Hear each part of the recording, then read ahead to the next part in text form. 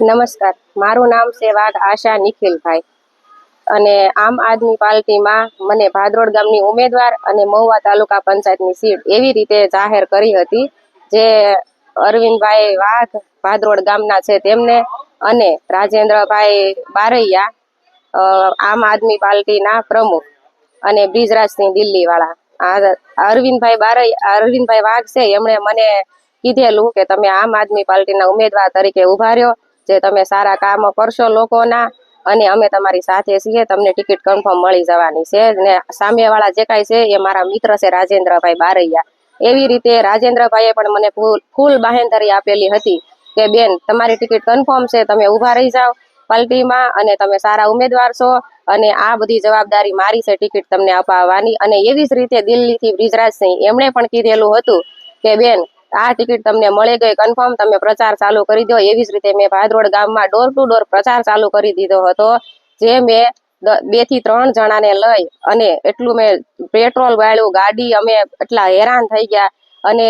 ઘેરે ઘેરે મેં ડોર ટુ ડોર પ્રચાર ચાલુ કરી દીધો. અને જ્યારે જાહેરનામામાં મારું નામ ન આવ્યું ત્યારે મને ખબર પડી કે મારું નામ ટિકિટમાં નથી આવ્યું અને જાહેરનામામાં નામ આવ્યું છે છાપરીથી હંસાબેન અશોકભાઈ કાતરિયા, જેમને મને પૂરેપૂરો શક છે કે એ લોકોએ ₹5 લાખ વાયદો આપી અને ટિકિટ ખરીદી હોય એવું મને લાગી રહ્યું છે. જે પાછલા 2 દિવસ પછી મારા ઘરે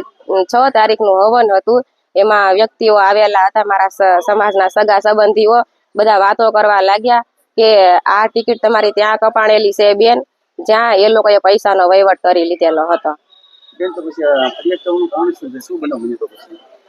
પછી તો ભાઈ એ લોકોએ અમને ઘરે આવી અને ધમકી આપી ગયા હતા. જે 5 તારીખના અશોકભાઈ કાતરિયા મારા ઘરે આવ્યા હતા અને એ એવું કહેતા હતા કે અમે તમારા ઘરે સમાધાન કરવા માટે આવીએ છીએ, ફોર્મ પાછું ખેંચવાનું છે, તું મારી બેન છો, એવી રીતે અમે આવી છે. મને ફોન નહોતો કર્યો, અરવિંદભાઈ વાઘને ફોન કરેલો અને એમને લઈને એ આવેલા મને સમાધાન કે ટિકિટ પાછી ખેંચવા માટે નહોતા આવેલા, પણ એ મને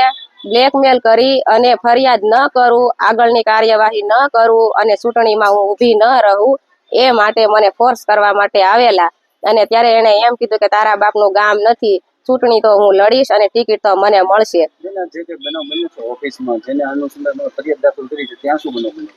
ત્યાં પછી મારું નામ ન આવ્યું એટલે હું 2 થી 3 જણને લઈ નહીં 4 થી 5 જણને લઈને હું રાજેન્દ્રભાઈ બારૈયા એમની ઓફિસે પહોંચી અને ત્યાં મેં રિક્વેસ્ટ કરી અને અરવિંદભાઈ વાઘ મારા તરફથી એ 2 હાથ જોડીને આજીજી કરી કે અમારી ઇજ્જતનો સવાલ છે, તમે આ લોકો પાસે પ્રચાર કરાયો છે, તમે આમને ટિકિટ આપો અને એમનો પૂરો હક હતો અને એને પ્રચાર કર્યો છે ને તમે વચન આપેલું હતું. છતાં પણ રાજુભાઈએ એ જ વાત કરી છે કે હજી જોઈએ છે, વિચારીએ છીએ, આગળ પ્રચાર ચાલુ રાખો, વિચારશું, ટિકિટ મળશે.